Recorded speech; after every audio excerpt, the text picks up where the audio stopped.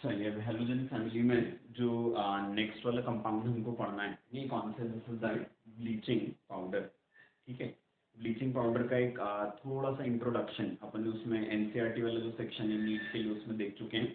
ठीक है, कौन सी चीज़ होती है, तो रिएक्शन हम बोलते हैं इसमें स्लेग लाइन के रिएक्शन जब किससे करवाते हैं अपन, that is with this dry chlorine. ठीक है, तो क्या हो जाता है, ये फंडामेंटल वही लगेगा कि नॉन मेटल्स जो होते हैं थर्ड पीरियड ऑनवर्ड्स इनका जब हम क्या करवाते हैं अल्कली के साथ ट्रीटमेंट करवाते हैं तो क्या हो जाता है यहाँ पर इनका डिसप्रपोर्शनेशन हो जाता है ना। तो अपन ने क्लोरीन के साथ या हेलोजन के साथ इन जनरल रिएक्शन भी देखा था, cold and dilute and hot and concentrated वाला। ठीक है, तो ये कोल्ड एंड डाइल्यूट वाला रिएक्शन है, क्लोरीन यहाँ डिसप्रपोर्शनेट होकर जाएगा किसमें, Cl negative and OCl negative, एक बार -1 एक बार +1, और वो दोनों ही इसके साथ जुड़ जाते हैं। तो यहाँ पे भी आ रहा है -1 है ना, तो it is CaOCl whole twice dot Cl2 CaCl2 dot COH whole twice dot H2O, है ना। एनसीईआरटी में 2H2O लिखा है, तो रिएक्शन में 2H2O निकलता है। ब्लीचिंग पाउडर के कंपोजिशन में रेफरेंस बुक्स में ये लिखा हुआ है, समझ आ गई बात ये, है ना। तो ये क्या बन जाएगा, this is what that bleaching powder बन जाता है ना, that is by disproportionation reaction. समझ आ गई बात ये, है ना।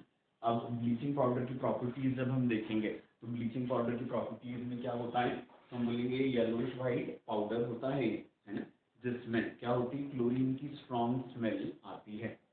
ठीक है, ब्लीचिंग पाउडर क्या रहेगा, तो हम बोले एक येलोइश वाइट पाउडर होता है जिसमें क्या रहेगा, क्लोरीन की स्ट्रॉन्ग स्मेल आ रही होती है। ठीक है, इसके बाद क्या बोलेंगे अपन, ये वाटर सोल्यूबल होता है, इसका जो हिस्सा हमको इनसोल्यूबल दिखता है एक्चुअली वो क्या रहेगा, अनरिएक्टेड लाइन जो बच जाता है यहाँ पर। समझ आ गई बात ये, है ना। तो ब्लीचिंग पाउडर वैसे वाटर सोल्यूबल है, इनसोल्यूबल पार्ट जो दिखेगा इसका वो कौन सा होता है, दैट इज अनरिएक्टेड लाइन वाला। क्लियर है। अब इसके बाद फिर इसकी केमिकल प्रॉपर्टीज यदि हम देखें तो हम कौन सी चीज बोलेंगे कि ब्लीचिंग पाउडर जो होता है इसको यदि लंबे समय तक स्टोर में रखकर छोड़ दिया जाए तो क्या हो जाता है, इसका ऑटो ऑक्सीडेशन हो जाता है ना। तो ऑटो ऑक्सीडेशन से कन्वर्ट हो जाएगा इसमें CaCl2 plus CaClO3 whole twice में, है ना। डिसप्रपोर्शनेशन जिसको अपन बोलते हैं कि OCl नेगेटिव आयन जो होता है ये डिसप्रपोर्शनेट होकर, जो नेक्स्ट वाले रिएक्शन ही भी है ना, ये डिसप्रपोर्शनेट होकर किसमें चला जाता है, तो हम बोलेंगे that is into what that Cl negative and ClO3 negative, है ना। इसको हम क्या बोलते हैं, this we call that auto oxidation, है ना। और इसी वजह से ब्लीचिंग पाउडर जो ज्यादा समय तक के लिए रखा हुआ हो उसकी क्वालिटी खराब हो जाती है। समझ आ गई बात ये, है ना, that is because of this auto oxidation reaction, है ना। तो रीजनिंग के क्वेश्चन के लिए हमको ध्यान में रखना है कि लंबे समय तक के लिए रखा हुआ ब्लीचिंग पाउडर जो होता है वो क्या नहीं होता, ज़्यादा इफेक्टिव ब्लीचिंग एजेंट नहीं होता। तो वजह उसकी क्या रहेगी, तो हम बोलेंगे वजह ये रहती है कि रखे रखे वो क्या होता जाता है, ऑटो ऑक्सीडाइज होता जाता है, जिसकी वजह से कन्वर्ट होता जाएगा किसमें, CaCl2 and CaClO3 whole twice में। समझ आ गई बात ये, है ना? इसके बाद इसको इसको यदि अपन कोल्ड वाटर में लेंगे तो कोल्ड वाटर में क्या हो जाता है इसका है ना, सिंपल ये आयोनाइज हो जाएगा, it is Ca2 positive Cl negative and ClO negative में। ठीक है, तो कोल्ड वाटर में क्या हो जाता है इसका, तो हम बोलेंगे कोल्ड वाटर में इसका सिंपल आयोनाइजेशन हो जाएगा।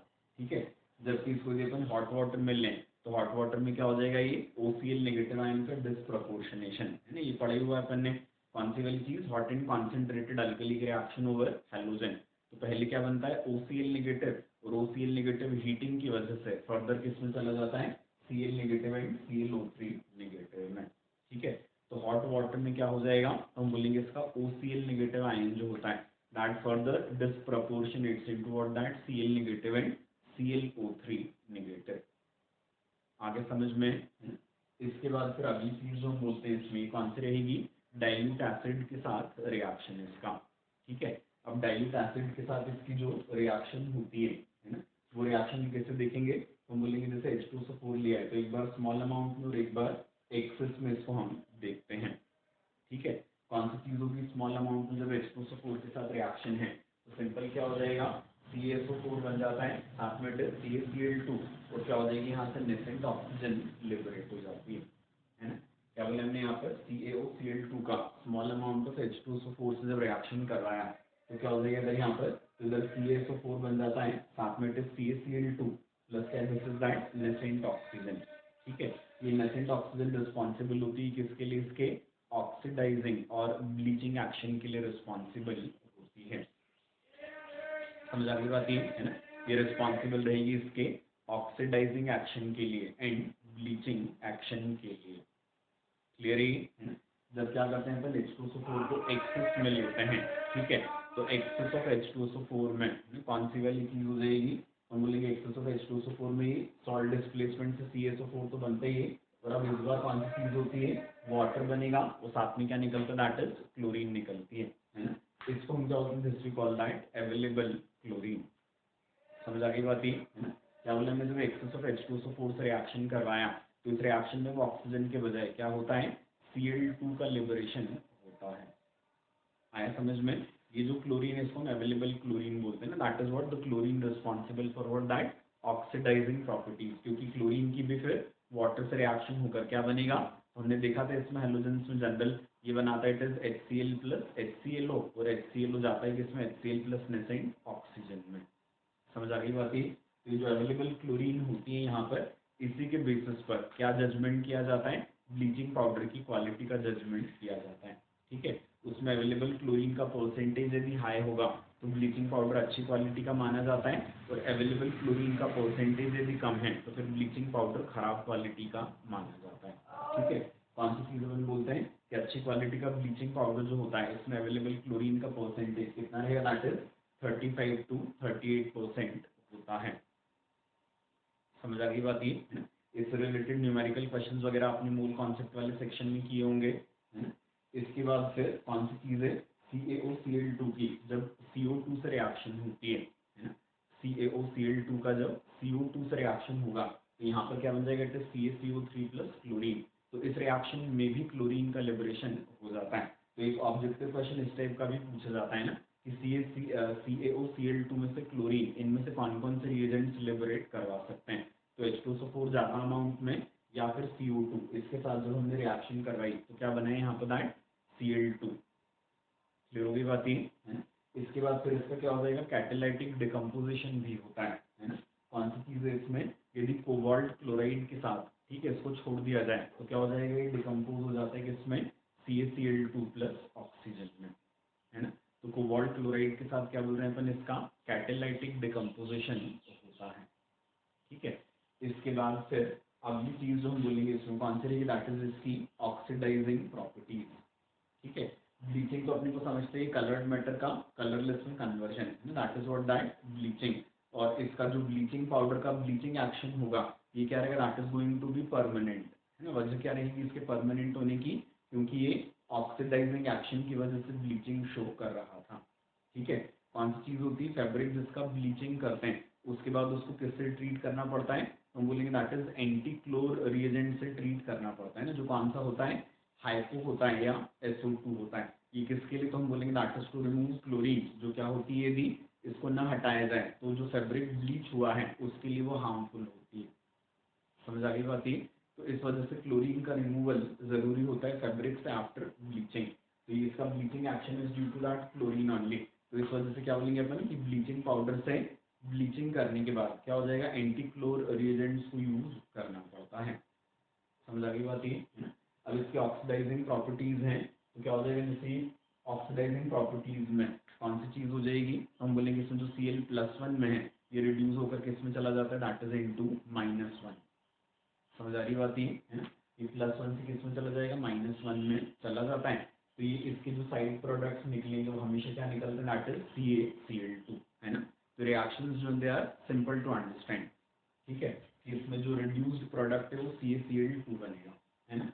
तो अब जैसे PbO लिया है तो ये ऑक्सीडाइज होकर किसमें चला जाएगा, PbO2 में, और रिडक्शन प्रोडक्ट क्या बन जाएगा, ब्लीचिंग पाउडर का, दैट इज CaCl2, है ना।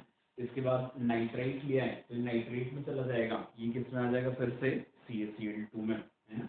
फिर आर्सेनाइट लिया है तो ये किस में चला जाएगा, आर्सेनेट में, और यहाँ पे क्या बन जाएगा, फिर से CaCl2, है ना। इसके बाद अमोनिया का ऑक्सीडेशन, ये अपने पढ़ा था नाइट्रोजन की प्रिपरेशन में कि अमोनिया को यदि OCl नेगेटिव से ऑक्सीडाइज करवाएं तो क्या बनती है यहाँ पे, दैट इज नाइट्रोजन, साथ में वाटर बन जाएगा इन CaCl2 फिर से, है ना। इसके बाद फेरस सल्फेट को H2SO4 की प्रेजेंस में ऑक्सीडाइज करवाएंगे that is into ferric sulphate, साथ में it is what that CaCl2 and water, है ना। और उसके बाद आई नेगेटिव को HCl की प्रेजेंस में ऑक्सीडाइज किया I2 में, खुद फिर से किस में आ जाएगा that is into CaCl2। Additional products क्या है यहाँ पर, KCl और वाटर भी बनते हैं। समझ आ गई बात ये, है ना। ये सारी रिएक्शंस जो they are extremely simple reactions जिनमें कौन सी चीज हो रही है, CaCO2 ऑक्सीडाइजिंग एक्शन शो कर रहा है, तो रिड्यूस होकर कन्वर्ट किसमें हो रहा है दैट इज इनटू CaCl2 में। समझ आ गई बात ये।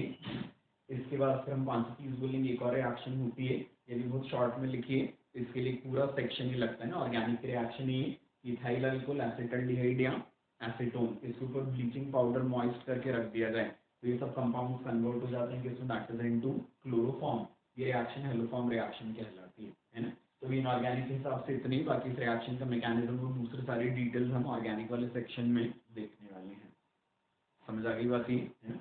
इसके बाद फिर इसके ब्लीचिंग पाउडर की यूजेज यदि हम देखें तो हम क्या होंगे, ब्लीचिंग एक्शन जो होता है इसका, है ना, कॉटन पर, लिनन पर, वुड पल्प पर होता है। वुड पल्प को कहाँ यूज करते हैं, टेक्सटाइल और पेपर फैक्ट्रीज में, ठीक है। यहाँ पर ब्लीचिंग एक्शन शो करेगा ना। जो थोड़े से डेलिकेट वाले सब्सटेंसेस होते हैं जैसे कि आइवरी वगैरह, इनके लिए ब्लीचिंग पाउडर को यूज नहीं करते हैं ना, क्योंकि कौन सी चीज हो जाएगी इनमें, मतलब जो क्लोरीन बनती है रिएक्शन के टाइम पर that is harmful for those, ठीक है। जो डेलिकेट सब्सटेंसेस होते हैं उनके लिए थोड़ा मुश्किल पड़ता है यूज इसका, है ना। तो क्या हो जाएगा, वाटर स्टरलाइजेशन के लिए भी यूज होता है ना, तो डिसइंफेक्टेंट एंड जर्मिसाइड इनके जैसा काम करेगा, इसलिए इसको वाटर स्टरलाइजेशन भी यूज करते हैं, है ना। फिर ये वुल को अनश्रिंकेबल बना देता है ना? उसके बाद chloroform manufacturing by this reaction, इसमें भी यूज होगा इसका, और काफ़ी सारी केमिकल इंडस्ट्रीज में ना इसको अपन यूज करते हैं एज एन ऑक्सीडाइजिंग एजेंट। समझ आ गई बात ये इसके यूजेस होते हैं। क्लियर है ना। ब्लीचिंग पाउडर की प्रिपरेशन, प्रॉपर्टीज एंड यूजेस ये देख लिया हमने इस सेक्शन में।